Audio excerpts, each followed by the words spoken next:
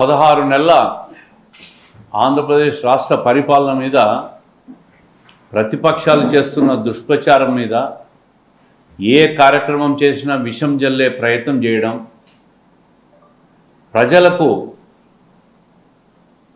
ఒక అభూత కల్పన చేసి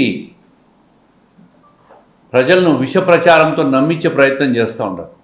రాష్ట్రంలో ఎక్కడ చూసినా ప్రతిపక్షం అంతా ఇదే మాట్లాడుతూ ఉంది. గత 5 సంవత్సరాల్లో వాళ్ళు చేసిన లిక్కర్ మాఫియా అంతా ఇంత కాదు. ఈరోజు లిక్కర్ మాఫియా ఎవరెవరు చేశారనే దాని మీద పోలీస్ వ్యవస్థ చట్టం తన పని తాను చేసుకొని పోతాం. ఇసుక మాఫియా చేసినారు, మట్టి మాఫియా చేసినారు, అరాచకం చేసినారు. మళ్ళీ ఈ పరిపాలన వద్దు అని చెప్పి ప్రజలు 94% స్ట్రైక్ రేట్తో మా ప్రభుత్వానికి, కూటమి పార్టీకి, చంద్రబాబు నాయుడు నాయకత్వానికి ప్రజలు ఓట్లేశారు. ఈరోజు ఒక సుపరిపాలన జరుగుతోంది రాష్ట్రంలో. అప్పుల ఊబి నుంచి మళ్ళీ సంపద సృష్టించే దిశగా ప్రభుత్వం పయనిస్తూ ఉంది. పదే ముఖ్యమంత్రి గారు చెప్తానే ఉన్నారు, ఈ రాష్ట్రంలో లక్షల కోట్ల పెట్టుబడులు వస్తూ ఉన్నాయి.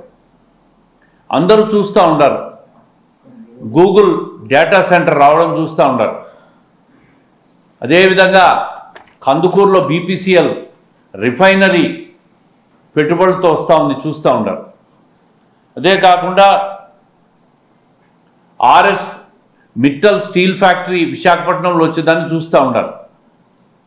దాదాపు ఇప్పటికే 10 లక్షల కోట్ల పైగా పెట్టుబడులు వచ్చినాయి. రేపు 13-14 తేదీలో విశాఖపట్నంలో CII సమ్మిట్లో కూడా, CII సదస్సులో కూడా ఔత్సాహిక పారిశ్రామికవేత్తలంతా కూడా దేశం నుంచి కానీ విదేశాల నుంచి కానీ ఆంధ్రప్రదేశ్ రాష్ట్రంలో పెట్టుబడులు పెట్టేదని ముందుకు వస్తూ ఉన్నారు. ఇప్పుడిప్పుడే ఒక రాష్ట్రానికి ఒక బ్రాండ్ ఇమేజ్ క్రియేట్ అవుతూ ఉంది.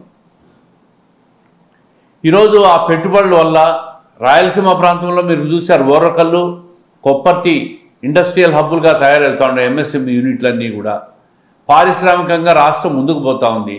వ్యవసాయ రంగంలో కూడా 700 కిలోమీటర్లు హంద్రీనీవా కాలువను లైనింగ్ చేసి కృష్ణా జలాలన్నీ కూడా చిత్తూరు అంటే తమిళనాడు బార్డర్ వరకు నీళ్లు తీసుకుపోయిన ఘనత తెలుగుదేశం ప్రభుత్వానికి.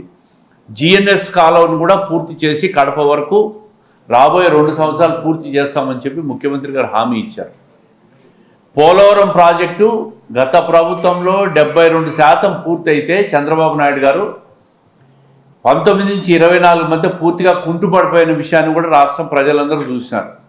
మళ్ళీ ఈరోజు దాన్ని గాడిలో పెట్టి 27 చివరికల్లా పూర్తి చేసేదానికి అన్ని ఏర్పాట్లు జరుగుతూ ఉన్నాయి.